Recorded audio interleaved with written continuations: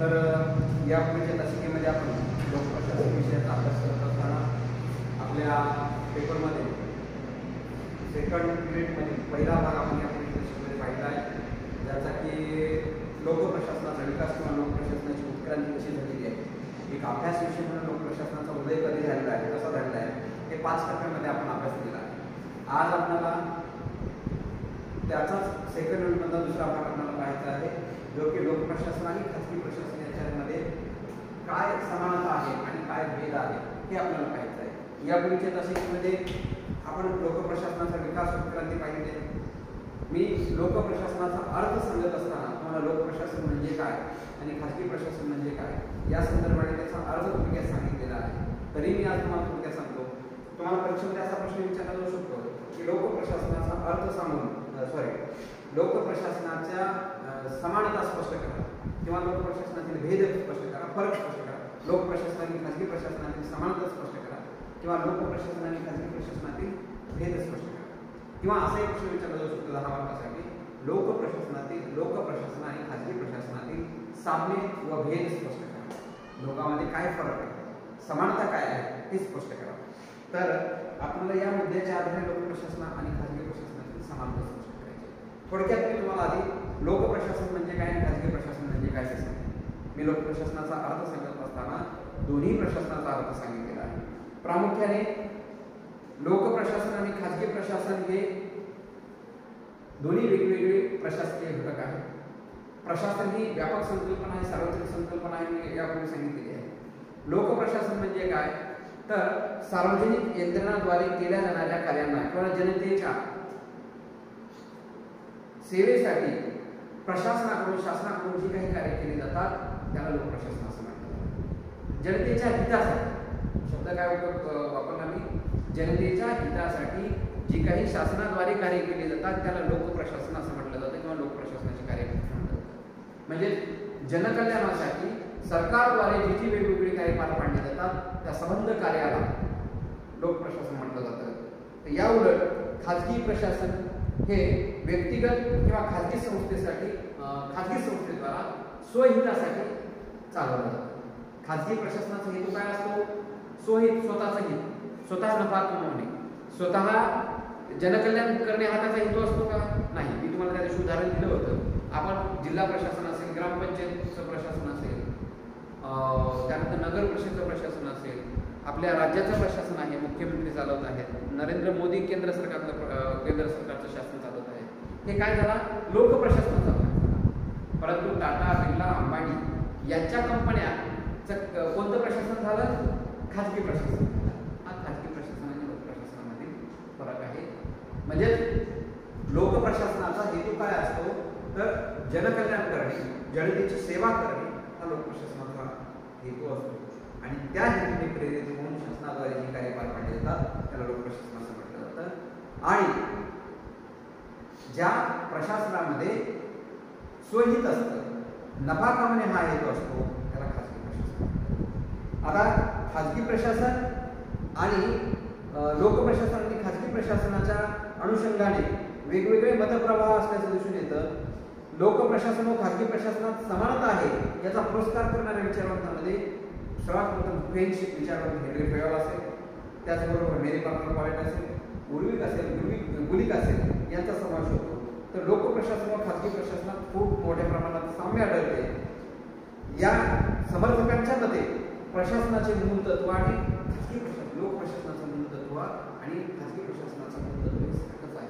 त्यामुळे दोन्ही प्रशासन सारखेच आहेत असं काही विचार. लोकप्रशासन आणि खाजगी प्रशासन यांच्यामध्ये समानता काय आहे आणि भिन्नता काय आहे या अनुषंगाने सुद्धा वेगवेगळे मतप्रवाह, विचारवंतामध्ये आहेत. काही विचारवंतांच्या मध्ये लोकप्रशासन आणि खाजगी प्रशासनामध्ये कुठलाही फरक नाही, दोन्ही प्रशासन सारखेच आहे असं त्यांना वाटतं. तर काही प्रशासन अभ्यासकाच्या मध्ये लोकप्रशासन आणि खाजगी प्रशासन, तर त्याला अनुसरून आपल्याला लोकप्रशासन आणि खाजगी प्रशासनामध्ये असणारी समानता किंवा साम्यता, सिमिलॅरिटी, जे काही लोक म्हणतात ना की दोन्ही प्रशासन सारखे आहे, तर त्या दोन्ही प्रशासनामध्ये समानता आपल्याला पाहिजे आहे. त्यातला पहिला मुद्दा आहे संघटनेची आवश्यकता. संघटनेची आवश्यकता म्हणजे काय? तर प्रशासन चालवण्यासाठी प्रशासनामध्ये विशिष्ट अशी स्तर रचना असते अधिकाऱ्यांची विशिष्ट अशी रचना असते. जसं की केंद्र शासनामध्ये केंद्रीय प्रशासन आहे, केंद्राचं सचिवालय आहे, राज्यामध्ये सुद्धा राज्याचं प्रशासन आहे, राज्याची शासकीय यंत्रणा आहे, जिल्ह्यामध्ये जिल्हाधिकारी आहे, वेगवेगळ्या गाव स्तरावर ग्रामपंचायतचं प्रशासन आहे. ही रचना आहे प्रशासनाचं काम पार पाडण्यासाठी. त्याच पद्धतीने खाजगी प्रशासनामध्ये सुद्धा त्यांची कार्य पार पाडण्यासाठी प्रशासकीय अधिकाऱ्यांची रचना असते. उदाहरणार्थ कंपनीचा CEO चीफ एक्झिक्युटिव्ह ऑफिसर, दुसरा कंपनीचा मॅनेजर, कंपनीचे वेगवेगळे अधिकारी. म्हणजे प्रशासनाला ज्या पद्धतीने त्यांच्या योजना आणि कार्यक्रमाची अंमलबजावणी करण्यासाठी अधिकारी वर्ग लागतो, त्याच पद्धतीने खाजगी प्रशासनामध्ये सुद्धा त्यांची कार्य पार पाडण्यासाठी वेगवेगळा अधिकारी वर्ग असतो. म्हणजे याचा अर्थ काय आहे? दोन्ही प्रशासनामध्ये प्रशासकीय संघटन आवश्यक आहे. त्यामुळे दोन्ही प्रशासन सारखे आहेत असं विचार करतात. दुसऱ्या विचारात तुम्हाला लक्षात आलं, खाजगी प्रशासन आणि लोकप्रशासनामध्ये ही समानता आहे. दोन्ही प्रशासनामध्ये संघटनेची प्रशासकीय अधिकाऱ्यांची स्तर रचनेची गरज आहे. इकडे ग्रामसेवक असतो, तिकडे सुद्धा त्यांचा फील्ड ऑफिसर असतो. लक्षात आलं? खाजगी प्रशासनामध्ये तिकडं त्यांचा MD असतो, CEO असतो, इकडे आपल्याकडे मुख्य सचिव असतो, वेगवेगळे अधिकारी असतात. परंतु फरक जरी असला वेगवेगळे असल्या तरी संघटनेमध्ये काम करण्यासाठी कर्मचाऱ्याची प्रशासकीय संघटनेची गरज असते आणि त्याची समानता. दुसरं आहे कार्यपद्धतीमधील समानता. खाजगी प्रशासन आणि लोकप्रशासन यामध्ये व्यवस्थापनात्मक कार्यामध्ये मात्र समानता. काय कशी समानता राहते? कोणताही मोठा व्यवसाय, मग तो खाजगी असो किंवा सार्वजनिक, त्याच्या प्रशासकीय प्रक्रियेत नियोजन, संघटना, उद्देश, समन्वय, नियंत्रण याची आवश्यकता असते. म्हणजे कार्यपद्धतीमध्ये नियोजन करावं लागतं, त्याचबरोबर समन्वय साधावा लागतो, त्याचबरोबर नियंत्रण सुद्धा त्याच्यावर असावं लागतं. मला सांगा, शासन लोकप्रशासनातील अधिकारी वर्ग जनतेच्या हितासाठी एखादी योजना तयार करतात. आता लाडली बहीण योजना आणली किंवा त्याच्या आधी वेगवेगळ्या योजना आहेत, त्या गाव स्तरावर पोहोचण्यासाठी त्या योजनेचं काय करतात? सुरुवातीला नियोजन करतात, वेगवेगळ्या अधिकाऱ्यांमध्ये समन्वय करतात, त्याचबरोबर ती व्यवस्थित कार्य करतात की नाही त्याच्यावर नियंत्रण करतात, अंमलबजावणी झाली आहे की नाही याची पाहणी करतात. म्हणजे हे लोकप्रशासनामध्ये आहे, म्हणजे सरकारी प्रशासनामध्ये आहे, त्याला आपण करतात. आणि त्याचबरोबर खाजगी प्रशासनामध्ये सुद्धा ही यंत्रणा आढळते. म्हणजे कार्य करण्याची पद्धती दोन्ही प्रशासनामध्ये सारखी आहे. कशी आढळते? समजा जिओचा एखादा मोबाईल नवीन आला मार्केटमध्ये, मग तो मार्केटमध्ये कधी लॉन्च करायचा, तो कुठल्या घटकापर्यंत गेला पाहिजे, किती त्याची किंमत असली पाहिजे, लोकांना तो परवडेल का, या दृष्टिकोनातून त्याचं काय करायचं सुरुवातीला नियोजन केलं. कंपन्यांचे जे वेगवेगळे वितरक आहेत किंवा अधिकारी आहेत त्यांच्यामध्ये समन्वय असतो. कंपनीचा जो वरिष्ठ अधिकारी आहे या सर्व घडामोडीवर काय करतो? नियंत्रण ठेवतो. म्हणजे खाजगी प्रशासनामध्ये ही तत्व आढळतात, त्याच पद्धतीने लोकप्रशासनामध्ये सुद्धा ही तत्व आढळतात. म्हणून दोन्हीची कार्यपद्धती समान आहे. म्हणून दोन्ही प्रशासन सारखे आहेत असं त्या विचारावर समजलं आहे. त्याचबरोबर आकडेवारी गोळा करणे, हिशोब ठेवणे, फायलिंग करणे, अहवाल तयार करणे, हे जसं लोकप्रशासनामध्ये आलं त्याच पद्धतीने खाजगी प्रशासनामध्ये. त्याचं कारण काय मी तुम्हाला सांगतो. एखादी योजना गावामध्ये आणायची आहे, मग दारिद्र्य शिखरणी लोक किती आहेत त्याची आकडेवारी गोळा करत मिळतात.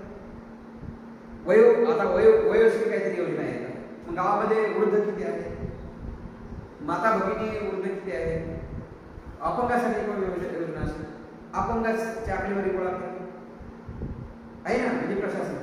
त्याचबरोबर हिशोब ठेवणे, कोणकोणत्या योजना किती खर्च झाला याचा हिशोब प्रशासन, फायलिंग तयार करणे, अहवाल तयार करणे, वरिष्ठ हीच कार्यपद्धती कुठं आहे? खाजगी प्रशासनामध्ये सुद्धा. मग किती मोबाईल लागतील आहे ना, त्याची आकडेवारी केली जाईल, तो त्याचा हिशोब करणार नाही, त्याचा अहवाल तयार केला जाईल वरिष्ठ. म्हणजे दोन्ही प्रशासनामध्ये काम करण्याची पद्धती जवळपास म्हणून लोकप्रशासनामध्ये समानता आहे. तिसरा मुद्दा आहे समान उत्तरदायित्व. समान उत्तरदायित्व काय आहे? लोकप्रशासन व खाजगी प्रशासनातील अधिकाऱ्यांचे उत्तरदायित्व समान असते. या दोन्ही प्रशासनातील उत्तरदायित्व म्हणजे काय? जबाबदारी, एक प्रकारे जबाबदारी, त्यांना दिलेली जबाबदारी. आता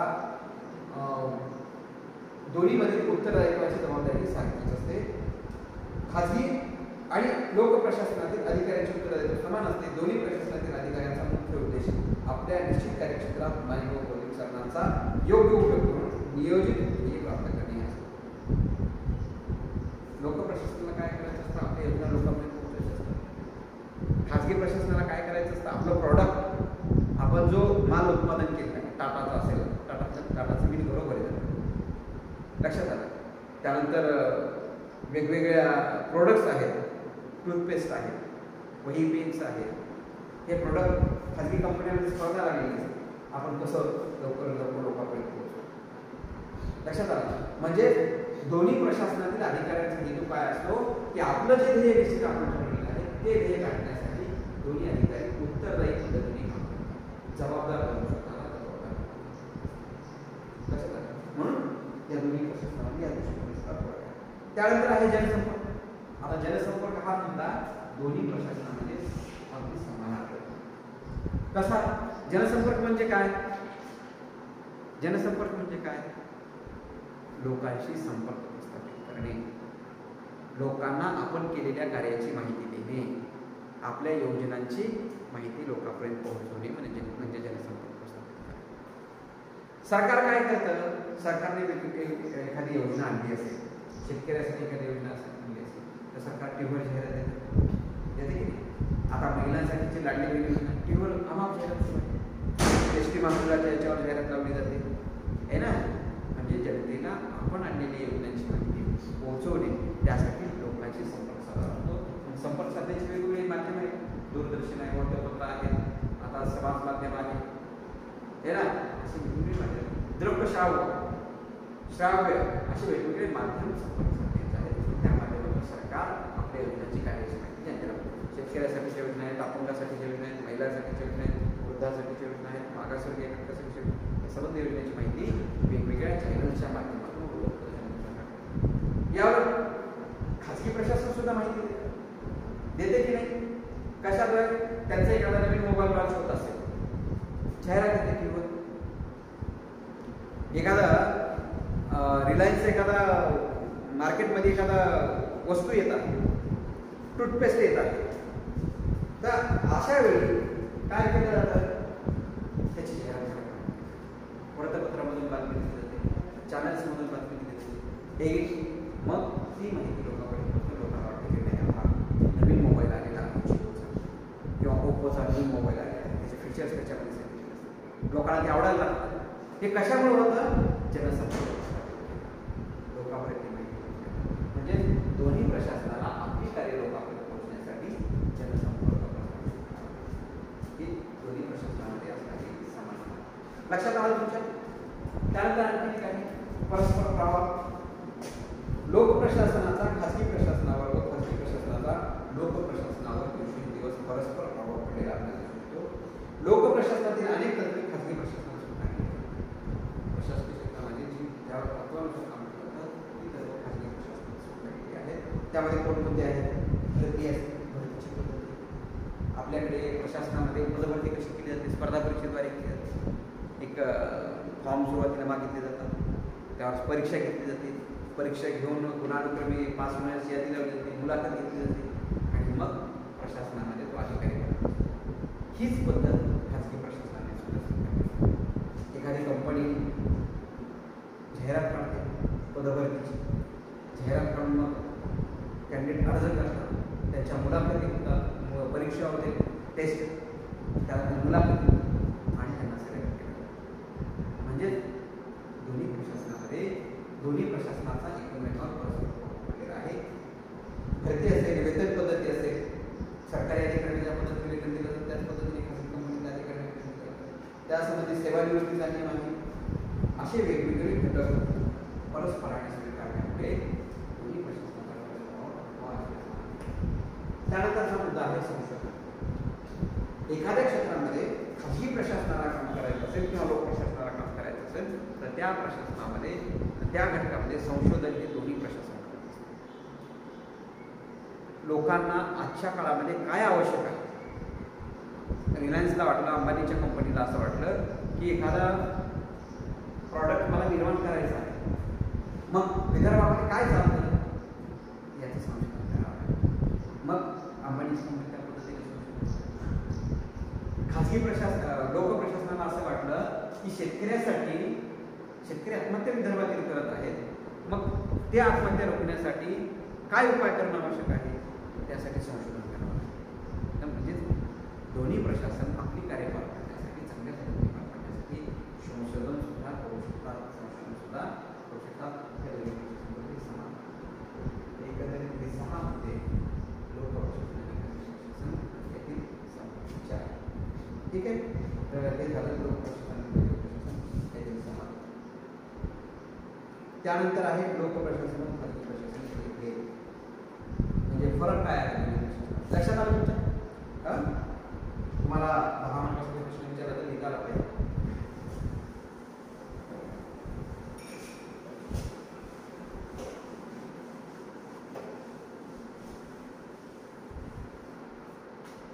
त्यानंतर पाहायचं आहे आपल्याला भेद, दोन्ही प्रशासनामध्ये असणारे भेद किंवा फरक काय आहे दोन्ही प्रशासनामध्ये? आपण जे असं म्हणतो की लोक प्रशासनाचे कार्यक्षेत्र व्यापक असते, तर खाजगी प्रशासनाचे कार्यक्षेत्र मर्यादित असते. लोक प्रशासनाचे कार्यक्षेत्र व्यापक आहे. व्यापक कसं आहे? प्रशासन भारतातल्या प्रत्येक जनतेपर्यंत, लोकांपर्यंत पोहोचण्याचं काम करतं. प्रशासन, रेल्वेचं प्रशासन घ्या, त्याचबरोबर एखाद्या गृह विभागाचं कार्यक्षेत्र घ्या, संरक्षण विभागाचं कार्यक्षेत्र घ्या, म्हणजे प्रशासन हे वेगवेगळ्या क्षेत्रामध्ये काम करतं. म्हणजेच लोक प्रशासनाचं स्वरूप कसं आहे?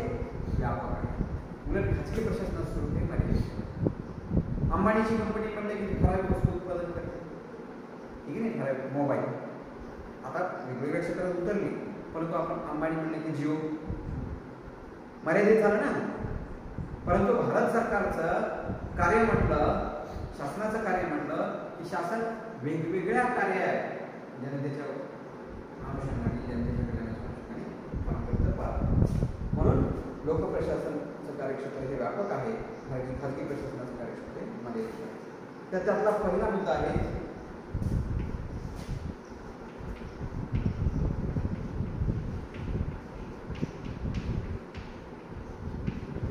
राजकीय मार्गदर्शन, दुसरा आहे कार्यक्षेत्र, मी आता त्याचा उल्लेख केला. तिसरा आहे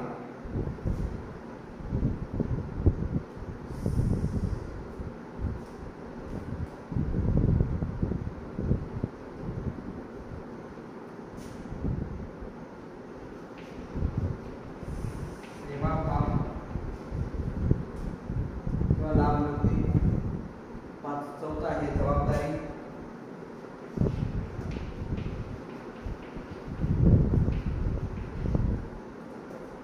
पाचवा आहे वर्तनातील भिन्नता,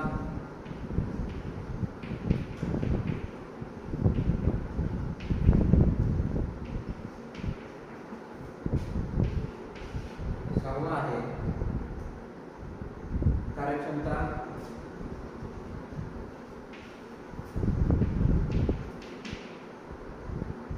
त्यानंतर सातवा आहे प्रतिष्ठा,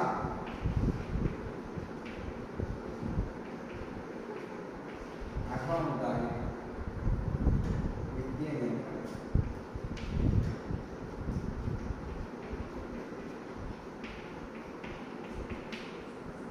तर हे 8 मुद्दे लोक प्रशासन आणि खाजगी प्रशासन यामध्ये भेद स्पष्ट करतात, फरक स्पष्ट करतात. त्यातला पहिला मुद्दा आहे राजकीय मार्गदर्शन. लोक प्रशासनाचं कार्य हे किंवा लोक प्रशासनाच्या कार्यावर राजकारणाचा प्रभाव असतो. मंत्री, आमदार, खासदार यांच्या मार्गदर्शनाखाली, नियंत्रणाखाली हे जे काय मंत्री धोरण ठरवतात त्याला अनुसरून प्रशासनाचं कार्य करतात. म्हणून परंतु खाजगी प्रशासनावर मंत्री, आमदार, खासदाराचं नियंत्रण असतं का? नाही, त्यांचा काही संबंध नसतो. खाजगी प्रशासन हे त्यांच्या नियमाप्रमाणे काम करत असतात. कुठलाही राजकीय प्रभाव त्यांच्यावर, म्हणजे राजकारणाचा प्रभाव यामुळे दोन्ही प्रशासनामध्ये फरक. लोक प्रशासनावर मंत्री, आमदार, खासदार यांचा प्रभाव असतो, खाजगी प्रशासनावर यांचं कुठलंही नियंत्रण. त्यानंतर आहे दुसरा मुद्दा कार्यक्षेत्र. मी ते आत्ता सांगितलं तुम्हाला, लोकप्रशासनाचं कार्यक्षेत्र हे व्यापक आहे. वेगवेगळ्या क्षेत्रात लोकप्रशासन काम करतं, परंतु खाजगी प्रशासनाचं क्षेत्र हे मर्यादित आहे. टाटाची एक विशिष्ट अशी कंपनी आहे, विशिष्ट प्रोडक्ट निर्माण करतं. अंबानीची कंपनी विशिष्ट प्रोडक्ट निर्माण करतं. बिर्लाची कंपनी विशिष्ट प्रोडक्ट निर्माण करतात. का बिर्ला संबंध देशातील वेगवेगळ्या लोकांसंबंधी अनेक कार्य करतं का? नाही, त्यांचं कार्य मर्यादित आहे. म्हणजे खाजगी प्रशासन आहे प्रशासनाचं कार्यक्षेत्र वेगवेगळं असल्यामुळे त्या दोन्ही प्रशासनामध्ये. त्यानंतर आहे सेवाभाव. मी तुम्हाला सुरुवातीला सांगितलं लोकप्रशासनाचा सेवाभाव किंवा हेतू काय आहे. लोकप्रशासनाचा हेतू काय आहे? जनतेची सेवा करणे. काय आहे? जनतेची सेवा करणे, जनतेचं कल्याण करणे हा प्रशासनाचा, लोकप्रशासनाच्या कार्याचा हेतू आहे.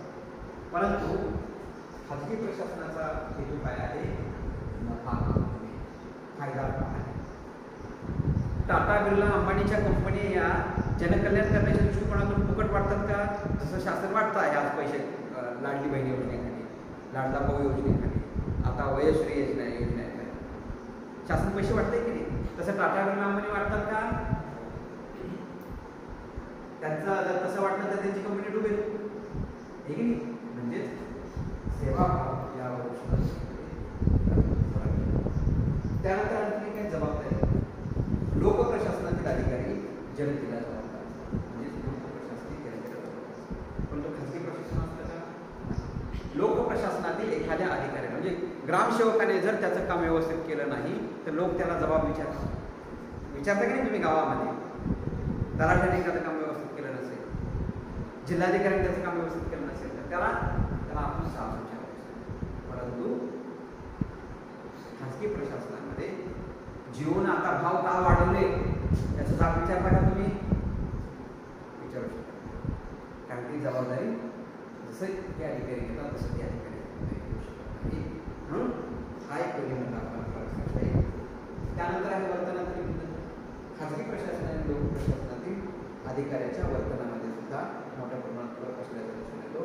खाजगी प्रशासनातील अधिकारी हे लोकप्रशासनातील अधिकारी हे निपक्षपाती असतात.